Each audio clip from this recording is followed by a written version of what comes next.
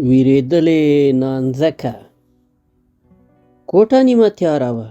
د ښار د واټونو زرغونه او زیړه رڼا د کړکۍ له نرۍ تختې راتېرېده او د دیوال پر خړ رنګ یې اوږد ماتېدونکی سیوری جوړاوه.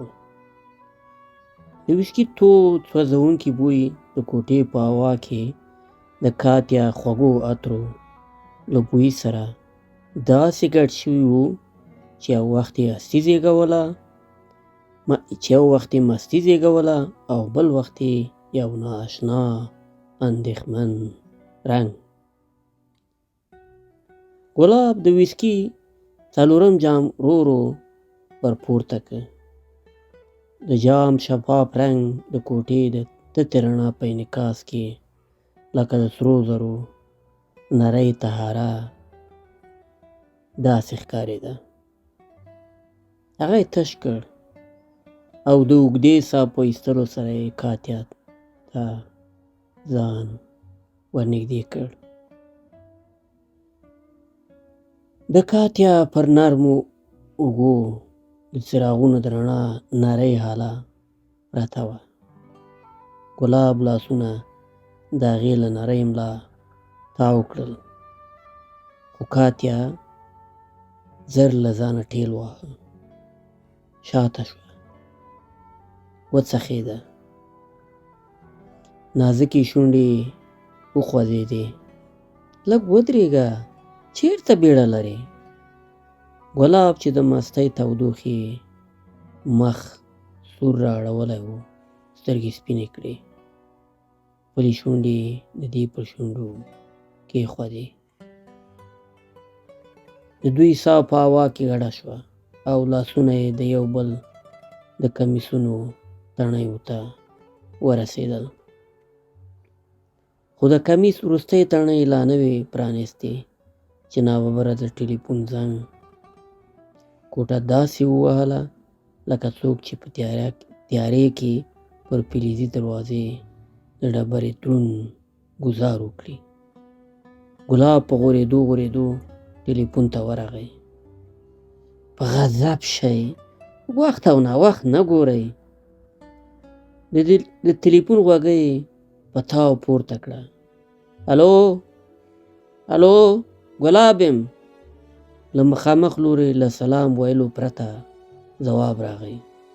خنزیره، نه مې درته وویل چې په دې ډمې مې پګړۍ پر ځمکه مه وله، درې وله، خو تا دا 5 کاله د دې پاڼه وانړوله. قهروړي سړي نور هېڅ ونه ویل او مخکې له دې چې ګلاب ځواب ورکړي ډب شو، غوږۍ یې کېښوده او ټلیفون بند شو. په کوټه کې چوپتیا شوه. د ویسکي تود بوی اوس لکه سړه لوخړه د فضا پر سر تېرېدله. د ګلاب سر خلاص نه شو، سودا ورولېده. زر یې ټلیفون ته لاس وروړ، خو لا یې وروستۍ شمېره نه وه وهلې چې کاتیا له لاسه راونیو. هېڅ آداب دې نه دي زده. ما خو درته وویل چې بیړه مه کوه.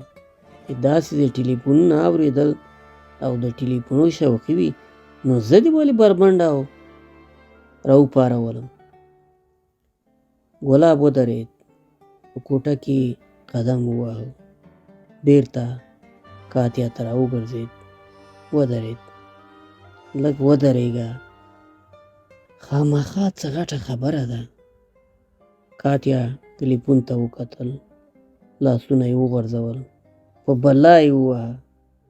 د ټلیفون مزی راوباسه. اوس دې چې زه راپارولې، ځه چې د خوب کوټې ته ځو. دا ځل دواړه بربنډ او خوله پر خوله وو چې بیا د ټلیفون غږ راغی او چې څو د کاتیا پام کېده ګلاب په منډه ټلیفون ته ځان ورسولی و. الو، ځواب یې واورېد. جلال الدین یم، ستا تره.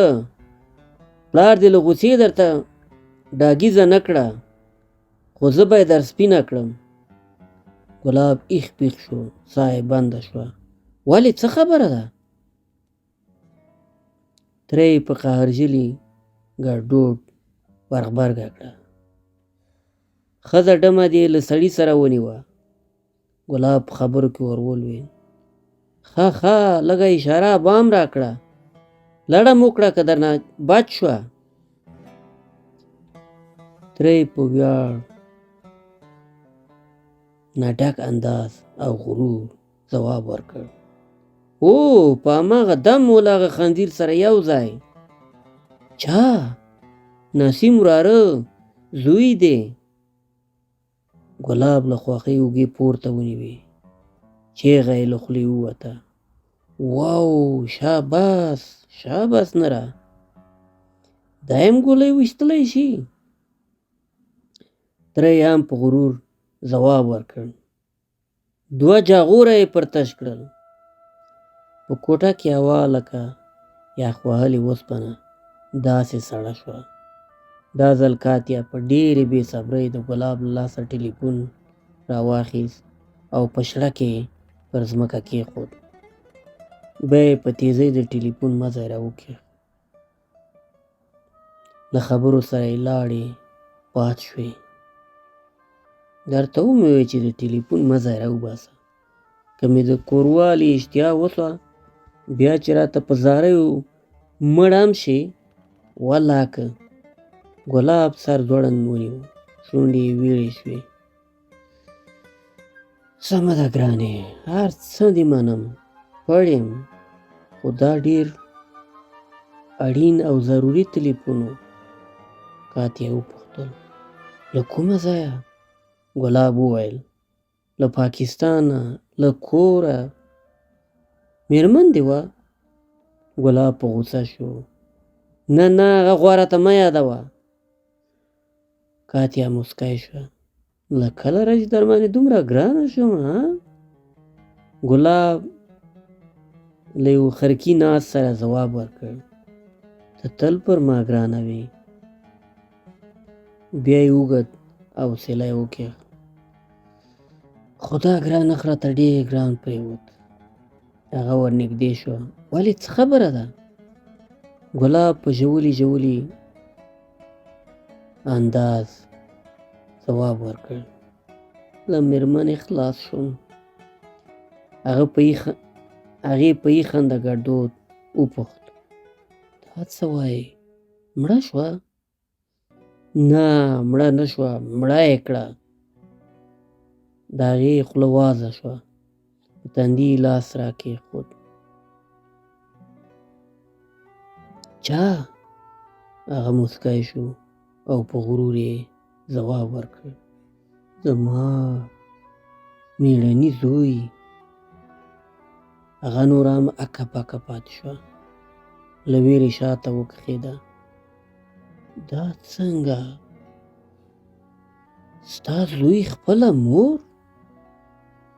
د په ارامه او سړه سینه ځواب ورکړ. او کاتیا، دا زموږ دود دی چې که ښځه له خپل میړه پرته له هر پردي سره په زنا او خطا ونیول شي په هغه دم یې وژني. کاتیا لکه د تودې کوټې کړکۍ چې ناببره پرانیستلی شي نور هم را شاته شوه. سترګو کې ویره او پوښتنه ګډه شوه. دا څه وحشت دی؟ زوی خپله مور؟ نو ما او تا خو واده نه دی کړی. که ستا زوی ما له تا سره وویني. ګلاب بیا هم په ډېره توپیرۍ ورغبرګه کړه. نه له ښه مرغه لا داسې پېښه نه ده شوې چې چا د خپل نارینه له پردۍ ښځې سره په زنا او خطا وژلی وي. کاتیا خبره نوره هم پسې راټینګه کړه. نو ته دا یو روا کار بولې؟ ګلاب بې ځوابه شو. خبره یې واړوله. اوس په څه د حقوقو لیکچر درکوم؟ رانږدې شه چې په دې شیانو نوره تیږه کېږو او سر له سبا ګوره د واده پلان جوړ کړه او زما د زمري زوی لپاره هم د بلنلیک چاره در سره وسنجوه. ګلاب له هغې لاسونه راتاو کړل خو کاتیا ژر د هغه لاس له خپلې اوږې پورې واهه. نو که ستا زوی دلته ما له چا سره په دې کار ونیسي؟ ګلاب وخندل، ځواب یې ورکړ چې له مور سره یې وکړه لیونۍ. مایره به څنګه پرېږدي؟ کاتیا لکه په مغزو کې چې کړنګ وشي په غوسه د خوب خونې ته لاړه. په بیړه د کالیو په اخیستلو او له ځانه سره ګډه شوه. دا وحشت دی، نه ظلم دی. کاتیا ژر بیا په زاریو ګلاب بیا په زاریو شو. پوهېږم خو نن پاتې شه، سبا به درته پوره سپیناوی وکړم. ګوره ګرانې، زموږ دودونه که بدګڼې لري ښېګڼې هم لري. خو هغې د هغه لاس وشکاوه. بې هېڅ یې شاته وکتل. نه زه نانځکه نه یم چې د بل د وحشت له مخې ژوند وکړم. د ګلاب لارې ساه سره کوټه نوره هم تشېدله. هغې یوازې یوه شېبه شاته وکتل. اوس نو په هغې کې نه هغه مینه پاتې وه او نه کوم باور. یوازې د ژوند د پاتې کېدو غریزه وه چې له دې سره ملګرې شوې وه. هغه ووتله، کوټه پاتې شوه. د ویسکي بوی، د خاموشۍ شور او د ماتې شوې شپې په منځ کې یوازې شوی ګلاب.